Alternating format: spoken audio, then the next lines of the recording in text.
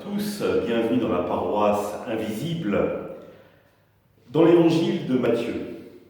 En ce temps-là, Pierre s'approcha de Jésus pour lui demander « Seigneur, lorsque mon frère commettra des fautes contre moi, combien de fois dois-je lui pardonner? Jusqu'à 7 fois ?» Jésus lui répondit « Je ne te dis pas jusqu'à 7 fois, mais jusqu'à 70 fois 7 fois. » Ainsi, le royaume de Dieu est comparable à un roi qui voulut régler ses comptes avec ses serviteurs.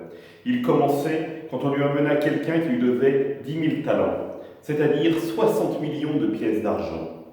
Comme cet homme n'avait pas de quoi rembourser, le maître ordonna de le vendre, avec sa femme, ses enfants et tous ses biens, en remboursement de sa dette. Alors, tombant à ses pieds, le serviteur demeurait prosterné et disait « Prends patience envers moi, et je te rembourserai tout. » Saisi de compassion, le maître, le serviteur, le laissa partir et lui remit sa dette. Mais en sortant, ce serviteur trouva un de ses compagnons qui lui devait 100 pièces d'argent.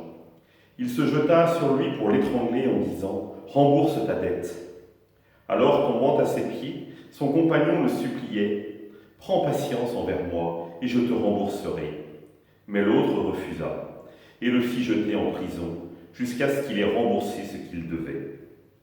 Ses compagnons, voyant cela, furent profondément attristés et allèrent raconter à leur maître tout ce qui s'était passé. Alors celui-là le fit appeler et lui dit « Serviteur mauvais, je t'avais remis toute cette dette parce que tu m'avais supplié. Ne devais-tu pas à ton tour avoir pitié de ton compagnon comme moi-même j'avais eu pitié de toi ?»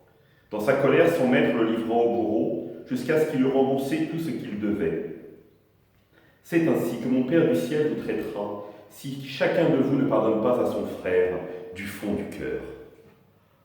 Acclamons la parole de Dieu. Frères et sœurs, nous avons une chance extraordinaire d'avoir un Dieu capable de pardonner à l'infini. Rendez-vous compte, 60 millions de pièces d'argent. Nous sommes débiteurs. Et Dieu, d'un coup de trait, efface toutes nos dettes. Quel amour et quelle espérance cela doit ouvrir en chacun d'entre nous.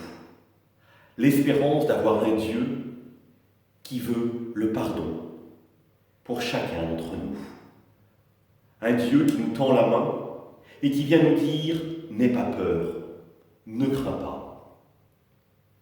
La peur, vous le savez, est l'ennemi de Dieu. Et quand Jésus apparaît ressuscité à ses disciples, la première chose qu'il dit, c'est « N'ayez pas peur ». Et en ces jours, je crois que ces paroles sont importantes pour nous, car le catastrophisme pourrait facilement nous envahir. Écoutez les chaînes de télé et d'information en continu, regardez la progression des chiffres, pourrait nous anéantir le moral. Alors, écoutons, informons-nous, mais ne nous surinformons pas. Cela ne sert à rien. Une fois par jour, peut-être, effectivement, écouter les informations. Mais trop souvent, les écouter serait nuisible à notre espérance. Quoi qu'il arrive, Dieu nous donne la paix. Il nous dit « N'ayez pas peur ». Alors, oserons-nous la confiance véritablement? Un de mes amis prêtres disait que les chrétiens étaient invités à être des professionnels de l'espérance. Parce que finalement, avec un Dieu comme le nôtre, comment avoir peur? Comment ne pas espérer? Entrer dans l'espérance. Moi, je ne vais pas vous inviter à être des professionnels. Parce que le professionnel, finalement, on ne sait jamais trop ce qu'il pense. Mais être des amateurs de l'espérance. Dans le terme amateur, il y a le terme aimer. Aimer l'espérance, c'est-à-dire accepter de la rendre sensible, palpable en soi. Et si véritablement nous devenons ces amateurs de l'espérance, alors nous rayonnerons. Et les gens autour de nous s'interrogeront et se dire « Quelle est cette espérance qui les anime? Comment peut-on être aimé à ce point et en rayonner de cette manière-là » C'est à cela que nous sommes invités à vivre dans notre communauté. Moment extraordinaire si on y réfléchit, parce que nous ne nous voyons plus. Mais nous savons que la communion des saints qui nous unit est plus forte que tout, quoi qu'il arrive.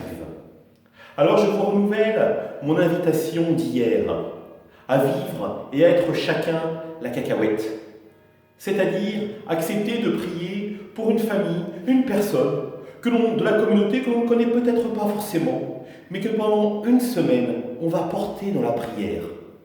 Ainsi, nos liens ne seront plus visibles, mais invisibles, et véritablement réels, car portés en Dieu. Si vous voulez vous inscrire, vous pouvez envoyer un mail à l'adresse suivante, coordination.sjeg@gmail.com. Et si vous avez un besoin particulier, n'hésitez pas à vous adresser à nous. Avec la communauté, nous essaierons ensemble d'y répondre. Bonne soirée à tous et à toutes.